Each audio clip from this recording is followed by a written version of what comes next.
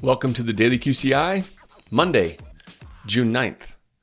Today, for your Monday motivation, we're going to talk about your brain. Neuroscientist Dr. Wendy Suzuki did not set out to become a movement evangelist. She studied the hippocampus, memory, cognition, but after years in the lab, she stumbled onto something embarrassingly obvious.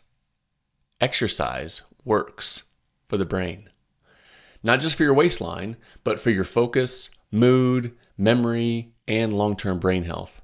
She calls it a neurochemical bubble bath, where just 10 minutes of movement floods your brain with dopamine, serotonin, norepinephrine, endorphins, all the things associated with flow, by the way. The translation is your brain lights up like a Christmas tree on a caffeine bender, but sustainably. And if we go back a little further, Dr. John Ratey, in the book Spark, shows that exercise doesn't just lift your mood, it can also rewire your brain.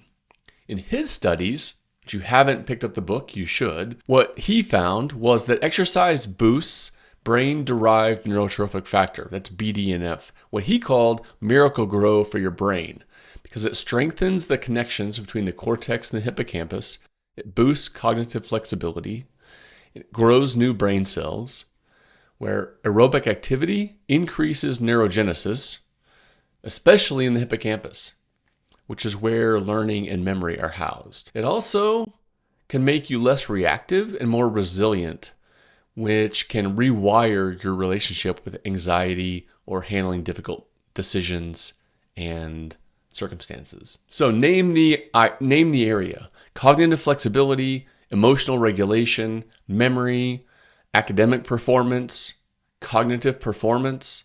They're all sharpened through movement. Sedentary brains age faster, fog up quicker, and bounce back slower. Active brains, they adapt, they resist burnout, and they handle uncertainty like professionals. So take action. Sprint, walk, hike, dance, CrossFit, ping pong, pickleball. At least 20 minutes of moderate exercise can drop cortisol, boost dopamine and serotonin, elevate your BDNF, your Miracle-Gro for your brain, and enhance the executive function, that's the prefrontal cortex doing its job, for hours.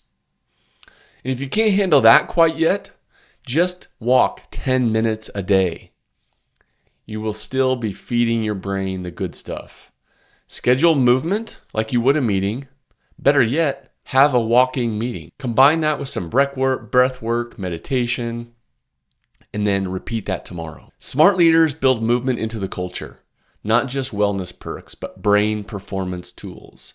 Physical activity isn't time away from work, it's times toward better thinking. As we wrap up here, let's quote John Ratey. Exercise is the most powerful tool you have to optimize your brain. You want better leadership, better decisions, more creative ideas? Move. You want a team that's more adaptive and less anxious? Get them moving. Your brain isn't broken. It might just be bored. It needs a spark. See you tomorrow.